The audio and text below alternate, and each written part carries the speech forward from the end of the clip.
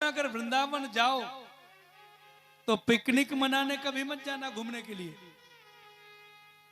अगर पिकनिक मनाने जाओगे तो वहां कुछ भी मिलना नहीं है। और अगर वृंदावन जाओ और अगर मेरे गोविंद माधव की शरण अगर प्राप्त करना चाहोगे तो कहीं ना कहीं किसी गली में मेरा गोविंद वंशी बजाते तुम्हें मिल जाएगा। प्यारा याद रखना, बस कभी भी मिलेगा, पर भाव भगवान के प्रति समर्पण हो। आगे भगवान सुखदेव जी कहते हैं, परीक्षित सारे ब्रजवासियों के साथ भगवान रहने लगे। परीक्षित ने पूछा, प्रभु एक प्रश्न है मन में। बोले पूछो। बोले हमने सुना है कि भगवान श्याम सुंदर ने ब्रज की गोपियों के साथ में रास किया था, है ना? और ब्रज गोपियों के साथ जब भगवान ने रास किया, भगवान ने ब्रज की गोपियों के गले में गलवैया डाल करके नृत्य किया। और आपने कहा कि भगवान ने तो धर्म की रक्षा के लिए उतार लिया। ये कौन सा धर्म है?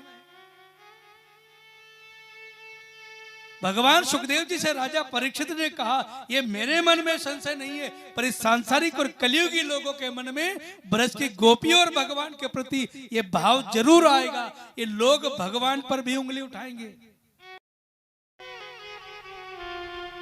आज के समय के लोग जो धर्म को और भगवान को जानते नहीं है कि कृष्ण कौन है, ब्रज की गोपी कौन है, ये लोग तो नहीं समझेंगे, सुनेंगे नहीं, पर भगवान पर उंगली जरूर उठाएंगे, ब्रज की गोपियों पर उंगली जरूर उठाएंगे। आज परीक्षित महाराज ने कहा, प्रभु कृपा करके इस संशय को दूर करने की कृपा करें कि गोपी कौन है, कृष्ण कौन है। यहां पर भगवान सुखदेव जी कहते हैं, परीक्षित भागवत में रास के 5 अध्याय है, जिससे रास पंचाध्यायी कहा है। 5 अध्यायों में रास की कथा है भागवत में। पर एक बात सुनो परीक्षित, जो लोग भगवान पर और ब्रज की गोपियों पर उंगली उठाते हैं, रास लीला पर उंगली उठाते हैं, वो लोग भगवान को समझ ही नहीं पाए। प्यारे, इसकी एक बात याद रखना, ये व्यासपीठ जो है ना, ये कोई मनोरंजन का साधन नहीं है। ये व्यासपीठ कोई समय पास करने के लिए नहीं है।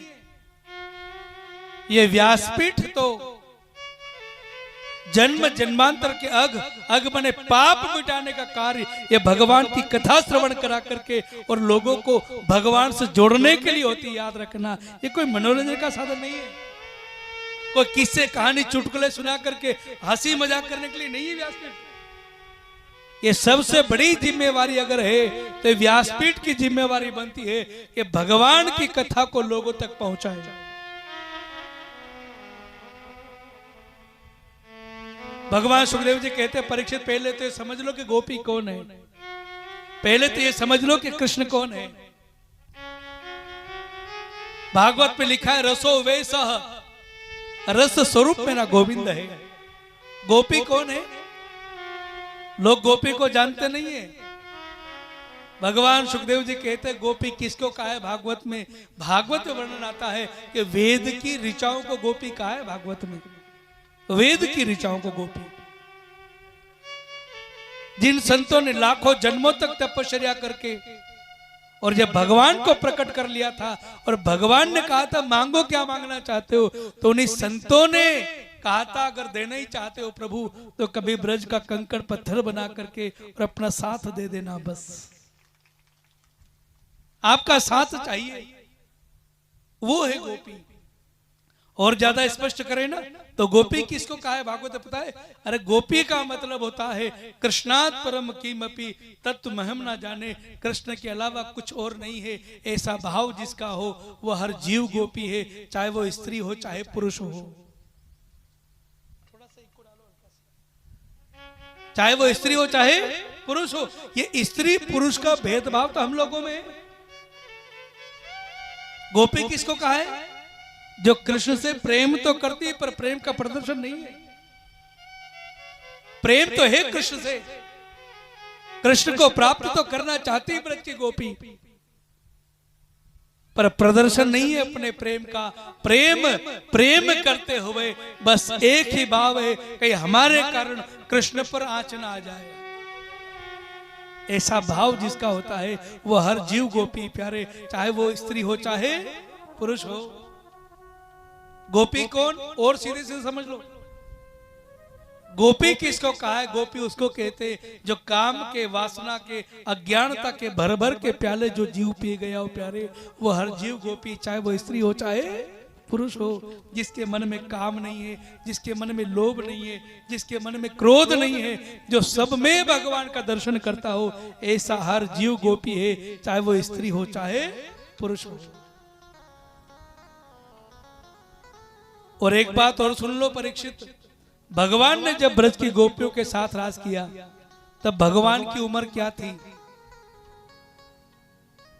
बस सब बैठते जाइए, जो चल रहा चलने दो।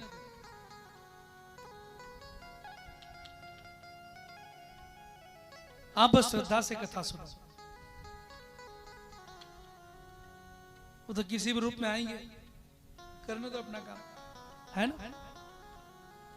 भगवान सुखदेव जी कहते हैं परीक्षित, पहले तो ये समझ लो कि भगवान ने जब ब्रज की गोपियों के साथ में राज किया तब भगवान की उम्र क्या थी? कभी विचार किया? अक्सर आज के समय के जो नवयुवान भाई बहन है ना, कहीं ना कहीं उनके मन में ब्रज की गोपी और कृष्ण के प्रति कहीं ना कहीं कचरा जरूर भरा हुआ है। आज ये कचरा दूर कर देंगे, ठीक है ना। हम तो इस कथा के माध्यम से एक बात कहना चाहते, जब तक श्री कृष्ण को न समझो, जब तक ब्रज की गोपांगनाओं को न समझो, जब तक भगवान पर कोई आरोप प्रत्यारोप करने का अधिकार कभी किसको नहीं है, कभी नहीं है।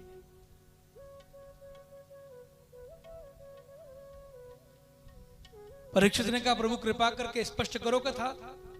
तो भगवान सुखदेव जी कहते हैं परीक्षित, जब भगवान ने ब्रज की गोपियों के साथ राज किया तब भगवान की उम्र क्या थी? बोले स्पष्ट कर दे। बोले कर देते हैं।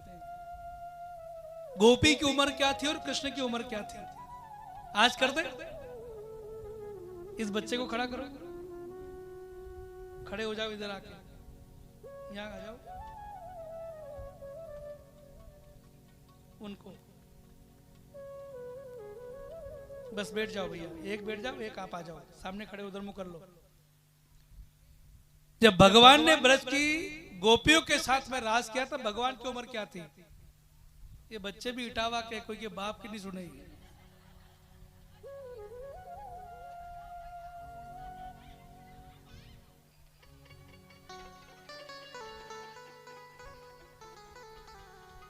चलिए ठीक है, बैठिए।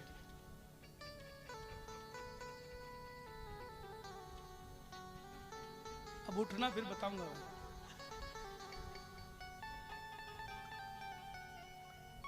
ठीक है ना। जब ब्रज की गोपियों के साथ भगवान ने राज किया था, भगवान की उम्र क्या थी? इस कन्या को खड़ा कर दो, इसको, हाँ इसको खड़ा कर दो, इधर आ जाओ सामने।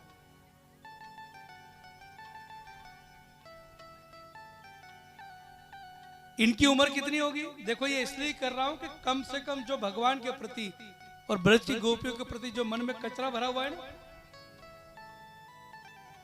वो आज स्पष्ट हो जाएगा। इनकी उम्र कितनी है?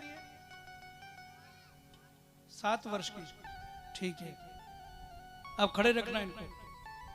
हम आपसे कहना चाहते, जब भगवान ने ब्रज की गोपियों के साथ में राज किया था तब भगवान की उम्र 8 वर्ष और कुछ महीने की थी। कितनी? 8 वर्ष और कुछ महीने भगवान थे। आप बताओ, ये तो भगवान ने गोपी की उम्र क्या थी? भागवत में 4 प्रकार के रास का वर्णन है। कितने प्रकार का? 4 प्रकार का। पहला है वेणु गीत के प्रसंग में कुमारी गोपियों के साथ भगवान ने रास किया। दूसरा, यज्ञ पत्नियों पर कृपा करने के लिए भगवान ने विवाहित गोपियों के साथ रास किया। तीसरा, गोवर्धन लीला में वृद्ध गोपियों के साथ भगवान ने रास किया। और चौथा रास सन्यास के प्रसंग में संत स्वरूपा गोपियों के साथ भगवान ने रास किया था। अब याद रखना, ये तो भगवान की उम्र है, और गोपी की उम्र क्या है ये भी आज स्पष्ट कर दे। मैं जिसको बोलूं खड़े हो जाना, है ना। भगवान ने जब ब्रज की गोपियों के साथ रास किया था ना, तो गोपी की उम्र क्या थी?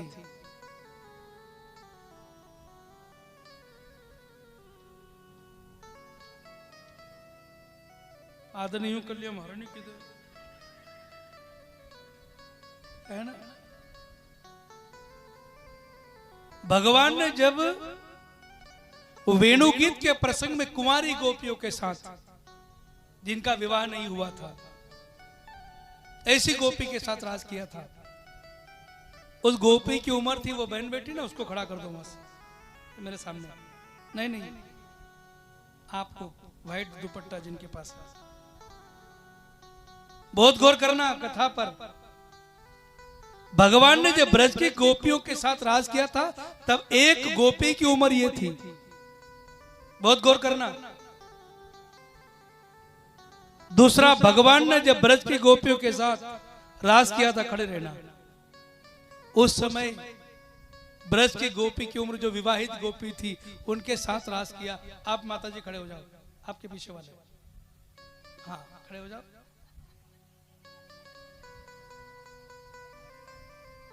एक गोपी की उम्र ये थी, बहुत गौर करना, खड़े रहना। भगवान ने जब ब्रज की गोपियों के साथ में राज किया था, तब एक गोपी की उम्र ये थी। ये माता जी को खड़ा कर दो, ये चश्मे वाले माता, चश्मे वाले माता जी।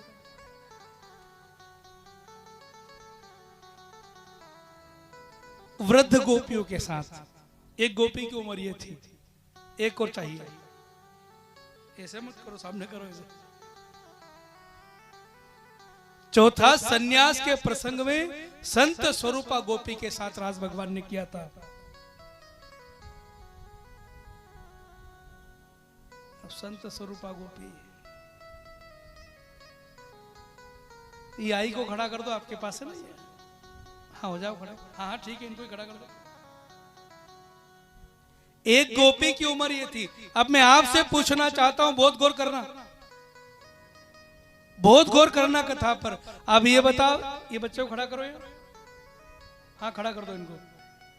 अब एक बात मैं आपसे पूछना चाहता हूं कि भगवान ने जब ब्रज की गोपियों के साथ में राज किया, तब भगवान की उम्र तो ये थी 8 वर्ष और कुछ महीने की, और ये गोपियों की उम्र थी। मैं आपसे पूछना चाहता हूं, जो ब्रज की गोपियों पर और रास लीला पर उंगली उठाते, वो लोग कान खोल कर सुन लेना। बताओ, इस बच्चे के मन में उस बहन के प्रति गलत भाव आ सकता है क्या? जोर से जवाब दो। इस बच्चे के मन में इस माँ के प्रति गलत भाव आ सकता है क्या? इस माँ के इसके मन में नहीं आ सकता। अब एक बात बताओ, जब इस बच्चे के मन में इनके प्रति गलत भाव नहीं आए, तो उस बहन के मन में इसके प्रति गलत भाव आ सकता है क्या? इस माँ के प्रति नहीं आ सकता। सब बैठ जाओ।